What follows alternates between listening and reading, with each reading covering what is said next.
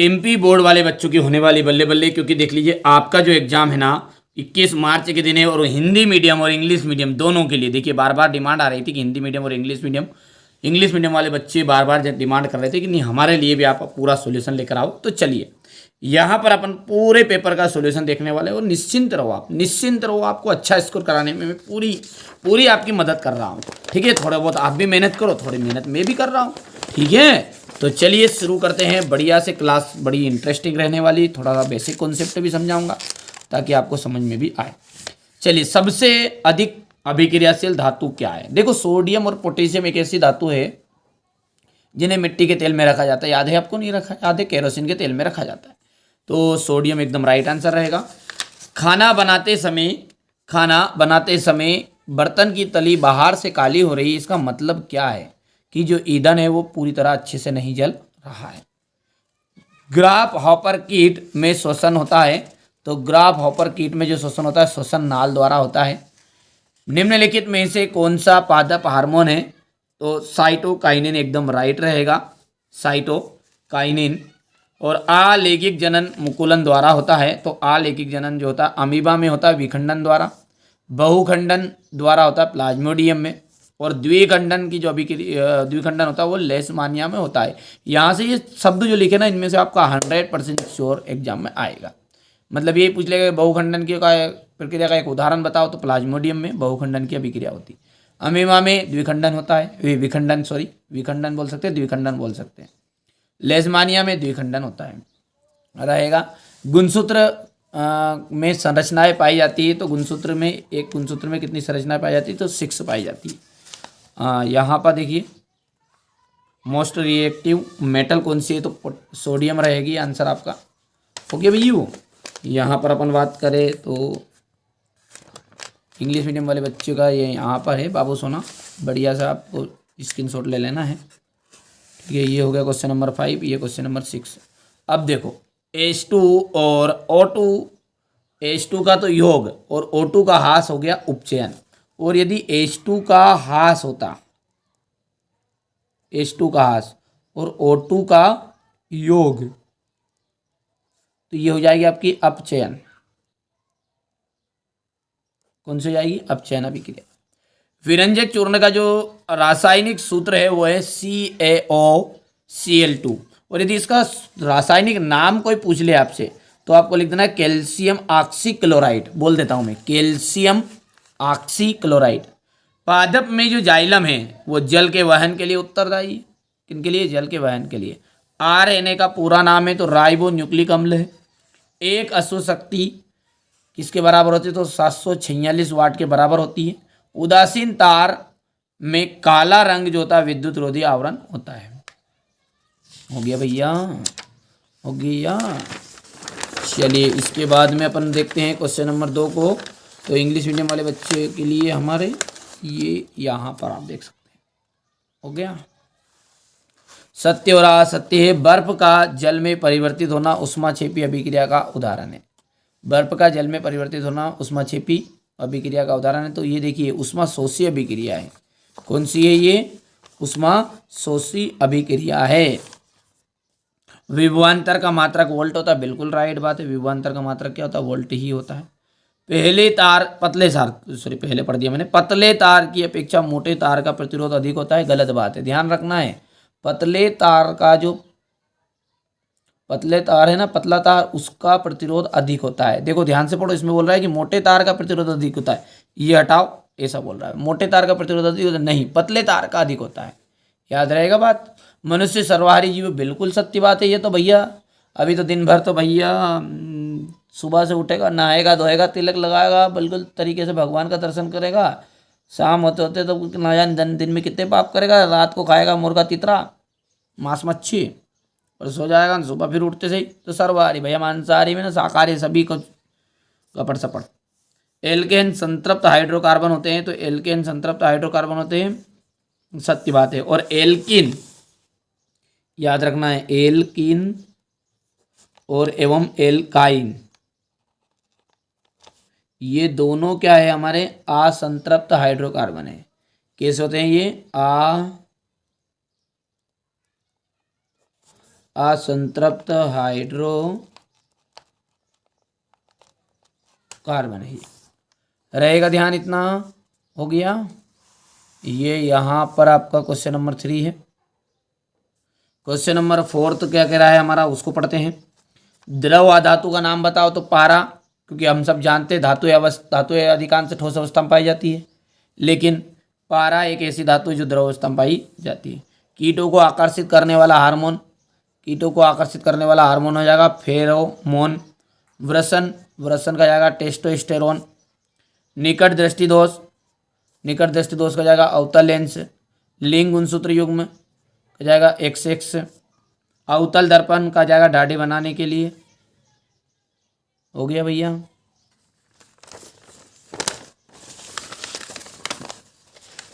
ये आपका question number 4 तो जाएगा। अब है एक वाक्य में उत्तर। देखो, मनुष्य में निषेचन की जो क्रिया होती है ना, वो कहाँ होती है? मनुष्य में निषेचन की क्रिया होती है फैलोपियन ट्यूब में है। रेगिस्तान की मरीचिका किस क्रिया का उदाहरण है? तो रेगिस्तान की मरीचिका है पूर्ण आंतरिक परावर्तन का उदाहरण। क्या कारण है कि खतरे के संकेत या सिग्नल का प्रकाश लाल रंग का होता है? क्या कारण है कि खतरे के संकेत या सिग्नल का प्रकाश लाल रंग का होता है? तो प्रकाश तरंगदैर्घ्य अधिक होती है। क्यों होती है? क्योंकि लाल रंग की जो है ना, पूरा लिख देना आपको, लाल रंग की प्रकाश तरंगदैर्घ्य अधिक होती है। कर दोगे? परिपथ में विद्युत धारा का मापन यंत्र कौन सा है? तो परिपथ में विद्युत धारा का मापन यंत्र है आमीटर। चुंबकीय क्षेत्र उत्पन्न करने वाले स्रोतों के नाम? क्षण चुंबक, धारावाही, चालक। याद रहेगा इतना। रेफ्रिजरेटर यानी कि शीतलन तथा अग्निशामन में उपयोगी कार्बन का नाम बताइए? क्लोरोफ्लोरोकार्बन CFC हो जाएगा भैया। यहाँ पर अपन बात करें तो ये हो जाएगा आपका क्वेश्चन नंबर 5 में। यहाँ पर हो गया भैया।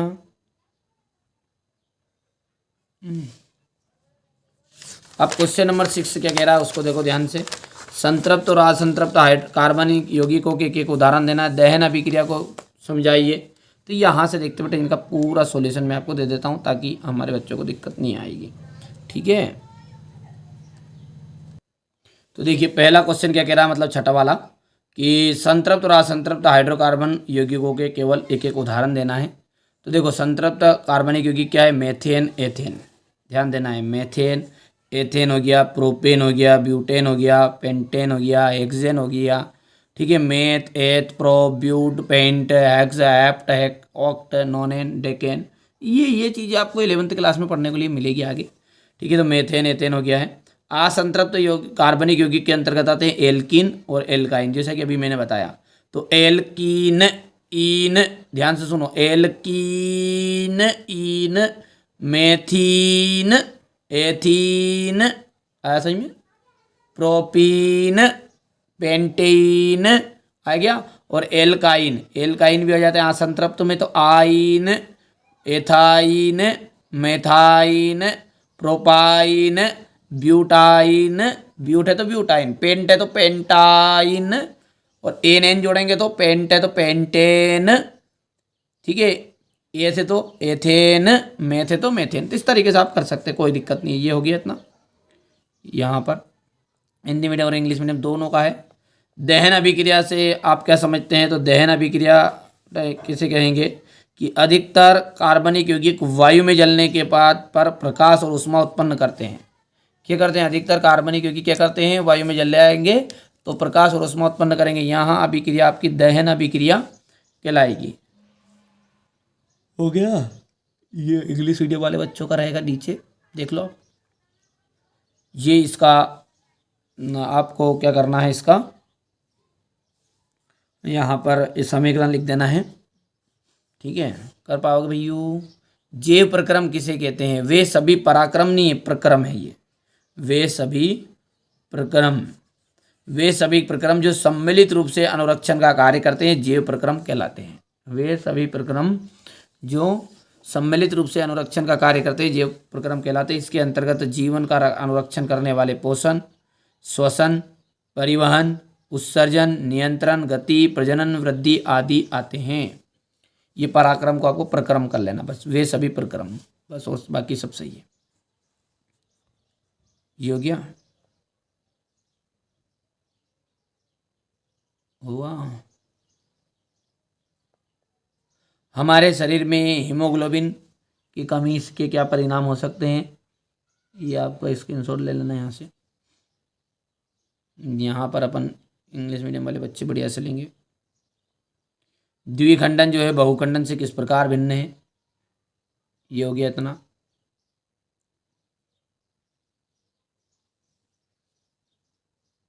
हो गया। परागन क्या है,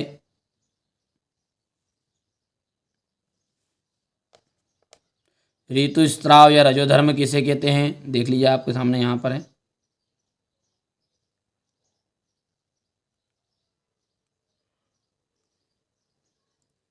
जनन क्या है, जनन क्या है, प्रत्येक जीव अपने समान रंग रूप आकृति के नए गुण एवं गुणों में नए जीव उत्पन्न करने की क्षमता को जनन कहते हैं। हो गया इतना।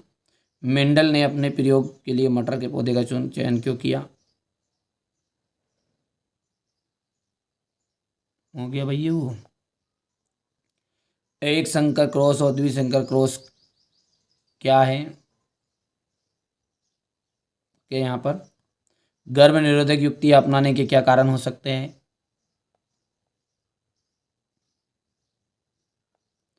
मुकुलन क्या है, कुछ जीवों के शरीर के ऊपर उपहार पाए जाते हैं जो परिपक्व होकर अलग जीव का निर्माण करते हैं, मुकुलन कहलाते हैं। व्हाट इज बडिंग, हो गया भैया। अपवर्तनांक से आप क्या समझते हैं, हो गया। यहाँ पर अपन बात करें तो ये सूत्र हो गया इसका,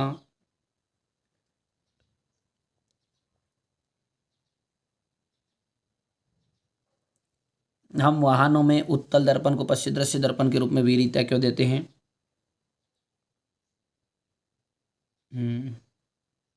तारे क्यों टिमटिमाते हैं, अच्छा दो दोनों का अलग दे दूं, ये लो भैया।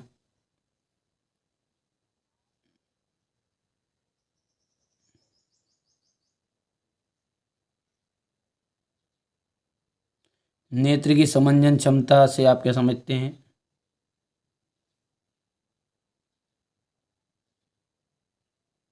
यहाँ पर ये तो हो गया अपना, ये तो तारे क्यों टिमटिमाते, नेत्र की समंजन क्षमता, यहाँ से देखो,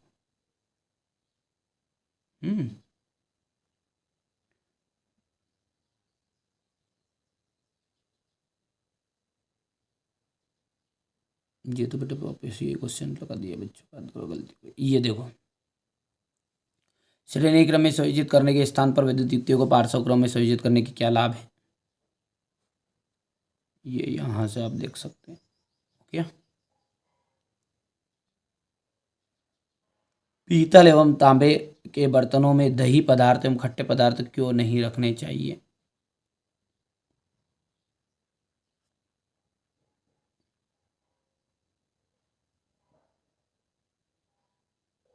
अम्ल का जली विलयन क्यों विद्युत का चालन करता है, और ये हो जाएगा आपका H2 प्लस एक आयन की सांद्रता विलयन की प्रकृति पर क्या प्रभाव पड़ता है,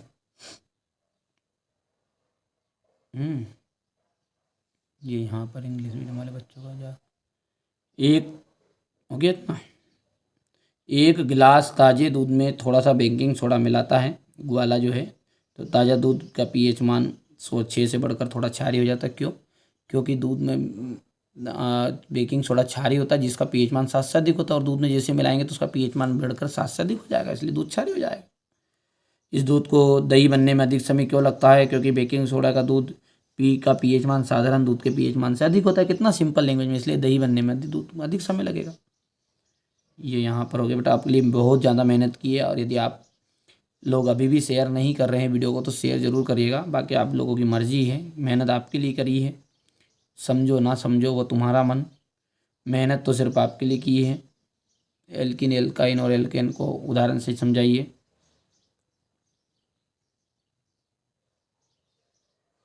हो गया, वो तो हो गया उधर ही।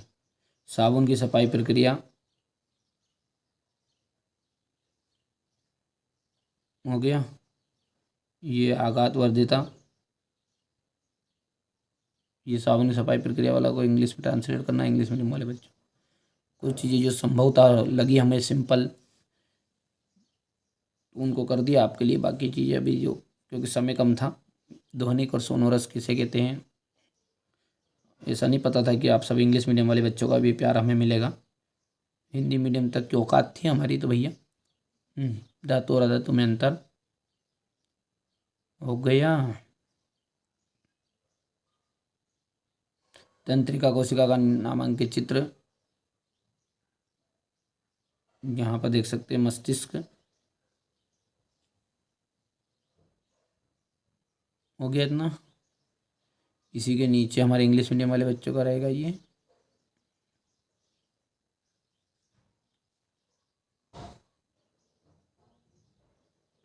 किसी विद्युत परिपथ में लघुपतन कब होता है। डिस्ट धारा के कोई 3 स्रोतों के नाम लिखिए।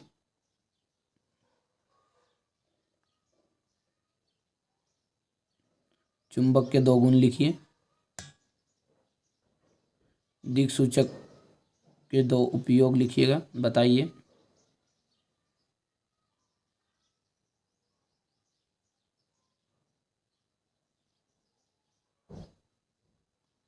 यहाँ पर देख सकते हैं आगे। वियोजन अभिक्रिया को संयोजन अभिक्रिया के ठीक विपरीत क्यों कहा जाता है। अभिक्रिया के लिए समीकरण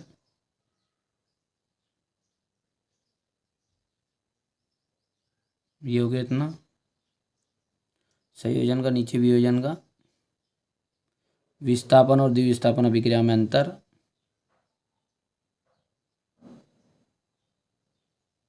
ये ग्लूकोज वाला तो करके जाना है रे, इंग्लिश मीडियम वाले बच्चे भी करके जाएंगे इसको, सभी को करना वो तो भैया। ये प्रकाश संश्लेषण का समीकरण,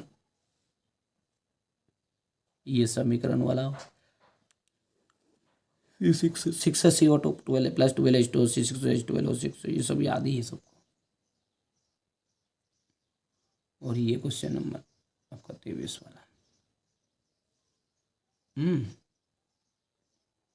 और ये यहाँ पे देख सकते हैं। हो गया भैया। तो ये मैंने आपको पूरे, बाकी बहुत सारे क्वेश्चन ऐसे नहीं है कि यार पूरे कर दी मैंने इंग्लिश में। बाकी कुछ चीज़ें ऐसी थी कि जो नहीं कर पाए, संभव नहीं थी जल्दी जल्दी, तो वो नहीं हो पाई।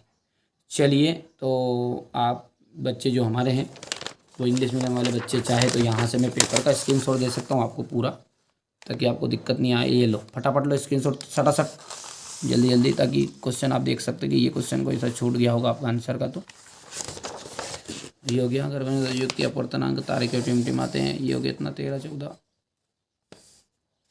ये 15। के बाद में ये रहा आपका क्वेश्चन नंबर 16। ठीक है, 17 18,